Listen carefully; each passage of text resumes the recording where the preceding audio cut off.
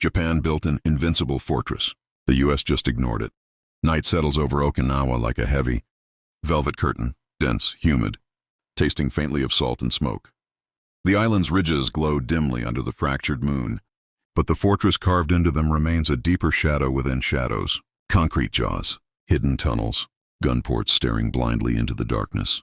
To the Japanese soldiers sealed inside, this place is more than stone and steel. It is a promise, a myth, a final shield against the American tide. Lieutenant Harada kneels on the cool bunker floor, fingers tracing a crack in the wall as if reading a secret message.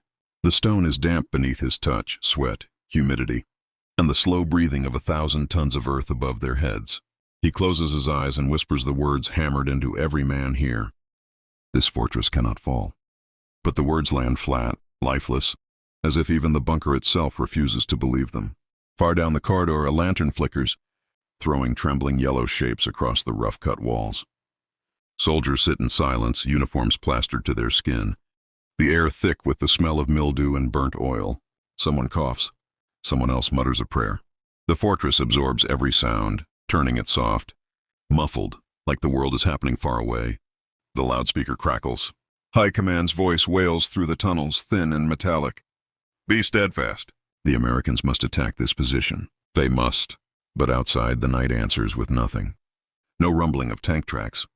No distant artillery thundering over the sea. No tremor of boots or landing craft. Just a vast, eerie quiet. Harada stands slowly, heart tapping against his ribs. He presses his ear to the bunker's outer wall, listens, waits. Still nothing. A fortress designed to absorb the enemies. Fury feels strangely hollow when that fury never comes. The silence becomes a kind of enemy, coiled, patient, watching. Harada swallows hard, because an invincible fortress is only invincible if someone tries to break it. And tonight, for the first time, he wonders if the Americans will simply choose not to. The Americans do the unthinkable. At dawn, the fortress wakes to a sound. None of them expect, silence broken, only by the far-off hum of wind scraping over broken coral. The soldiers file out of their sleeping alcoves, blinking bleary eyes, clutching rifles slick with condensation. Harada emerges from the mouth of the tunnel, expecting the horizon to glow with the muzzle flashes of battleships. Instead he sees emptiness.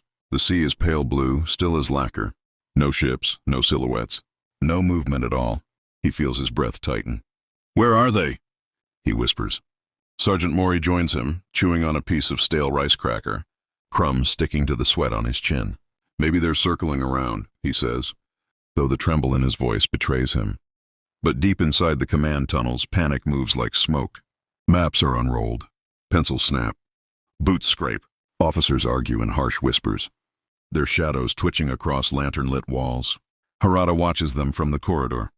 He sees the fear blooming behind their eyes. Fear of something far more dangerous than an American assault. Fear that everything they built is irrelevant.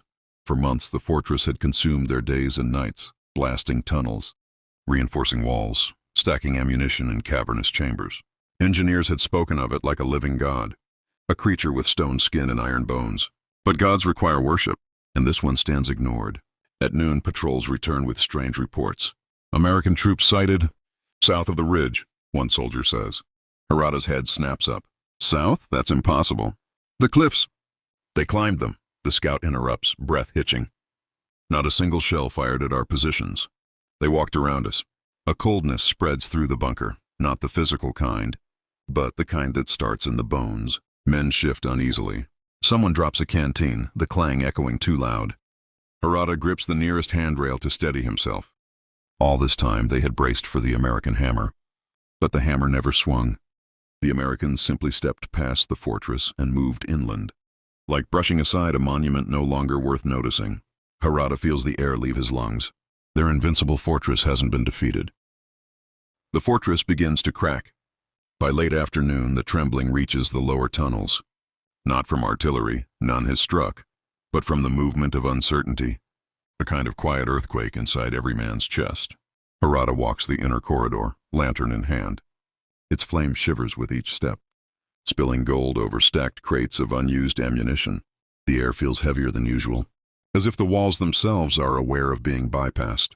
A private sits against the wall, knees pulled tight, knuckles white around a chipped ceramic cup.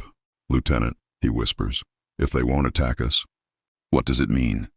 Harada has no answer. The truth feels too sharp for words.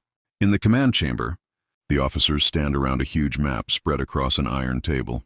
Red arrows, American advance markers, now stretch inland, bending away from the fortress like streams avoiding a dead tree. General Ushijima's voice is low but unmistakably strained.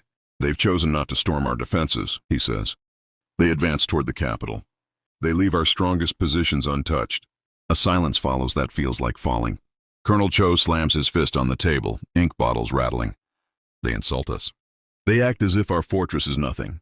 But Harada hears something else beneath the anger. The brittle tremor of pride shattering. For weeks the men had prepared for glorious annihilation, repelling waves of Marines, fighting in fiery tunnels, dying with the fortress as their tomb. To be ignored is worse. It leaves them suspended, purpose bleeding out like water through cupped hands. Harada steps outside again. The evening sun rests on the horizon, painting the sea in molten colors. Somewhere inland, faint booms rumble. American tanks, American rifles, American progress, all happening without them. A group of soldiers stands at the cliff's edge, watching smoke rise miles away. One of them murmurs, "We spent months carving tunnels, and they pass like we're already ghosts." Another whispers, "How do you defend honor when the enemy refuses to kill you?" Harada closes his eyes. The humid wind presses against his cheeks like a hand. The first shock comes not from shells or fire. It comes from being irrelevant. Food, hunger, and the first cracks of doubt. Morning drips slowly into the tunnels, a pale, uncertain light seeping through the cracks in the blast doors. Harada wakes to the muffled clatter of mess, tins, and the faint sour smell of yesterday's ration rice reheated again. The fortress has food stores meant to last months, but the humidity has already claimed much of it. Mold creeping like green lace across sacks of barley. He sits cross-legged with his platoon, chewing slowly. The grain sticking like paste to the roof of his mouth. A bitter taste of old oil clings to the tin bowl. No one speaks. Then Private Endo breaks the silence. "I heard," he whispers, leaning in so his voice won't echo. "American soldiers eat 3 hot meals a day on this island." Several heads lift. Harada's jaw freezes mid-chew. Impossible. Or at least it should be. Endo continues, voice trembling with both fear and fascination. "They don't starve. They don't eat mold. They have bread, real bread, and fruit, and meat." Someone scoffs, but the sound is too forced. Harada stares at his ration, suddenly unable to swallow. He remembers the newspaper clippings posted back home. Cartoons showing Americans as starving, desperate beasts, devouring scraps of trash because Japan had choked their supply lines. Posters of emaciated U.S. soldiers crawling through the Pacific. But the rumors coming in from the hills say the opposite. The Americans have ice machines. The Americans have chocolate. The Americans have entire kitchens on wheels. One soldier mutters, "How can they have so much? The war should be bleeding them dry." A heavier silence drops. Harada rubs his thumb over the rim of his tin bowl, feeling the sharp edge where it was dented by a falling crate weeks ago. If the enemy is fed and strong, what does that make us? The thought curls deep inside him, unwelcome. Later he walks to a lookout slit carved into the stone. In the distance, faint plumes rise, smoke from American field kitchens, drifting upward like taunts carried by the warm wind. His stomach knots, not from hunger, but from the slow, creeping realization. The Americans are not desperate. They are thriving. And the fortress, for all its strength, feels suddenly very small. Dignity from the enemy. The second revelation comes not from food, but from something far more unsettling. Dignity. Harada and a small patrol are sent to a forward observation hole carved into the cliff. The air inside is thick, metallic, tasting like rust and sweat baked into stone. The lookout slit faces a narrow valley where American troops have been spotted moving supplies. The men crouch in silence, eyes pressed to scopes they've wiped clean with trembling hands. Harada expects to see brutality, chaos, everything they'd been taught to fear. Instead, he sees order, calm, a strange gentleness. American engineers are repairing a damaged wooden bridge, working with a rhythmic certainty, boots planted firmly, gestures purposeful. No panic, no shouting. They move with the ease of men certain of their eventual victory. Then something stranger happens. 2 American soldiers walk beside a group of local Okinawan civilians. Women, old men, a child clutching a cloth doll. Harada tenses, waiting for violence. But the Americans step aside. They make room. One even bends slightly to help an elderly man navigate the rough path, steadying him with a hand on his elbow. Harada's breath catches. What are they doing? Endo whispers beside him. They're helping them? Impossible, another mutters. Propaganda. It must be staged. But the gestures are too natural, too human. Harada watches the child most of all. She keeps glancing at the American soldier beside her. When she stumbles, he crouches, checks her scraped knee, and hands her something from his pocket, a piece of chocolate. The girl's eyes widen. She presses the treat to her chest as if afraid it might vanish. Harada feels something collapse inside him. Not loudly, just a quiet folding like a tent in the rain. For years they'd been told. Americans were monsters, beasts, savages who would tear apart anyone in their path. But monsters do not hand candy to crying children. Endo whispers, voice tiny, Lieutenant, how can we hate men who walk like that? Harada closes his eyes, pulse hammering in his temples. Because he doesn't know. And that is the beginning of the most dangerous revelation of all. America unscarred, Japan in ruins. The third revelation arrives like a slow, suffocating tide. Not a single moment, but a steady accumulation of shocks carried on the wind. Harada first notices it when he steps outside the upper tunnel entrance at dawn. The air is warm, shimmering with the smell of sea salt and jungle flowers. Far inland, faint tank engines thrum, a heartbeat of approaching inevitability. But something else captures his attention. A scrap of American newspaper lies caught in the rocks. He bends down, fingers brushing over the thin, clean paper so different from the coarse, brittle wartime prints of Japan. The ink is crisp, the edges smooth. There is color in the middle of a war. Harada's throat tightens.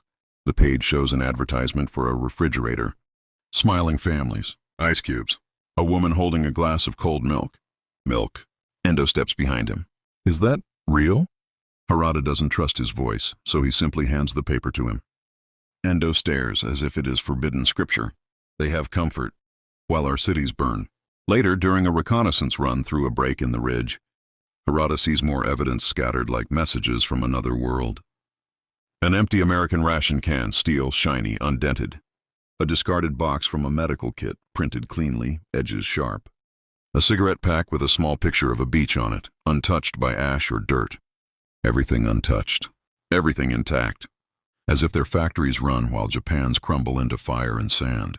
Harada remembers Tokyo's last letters, ink smeared by ash, paper thin as onion skin.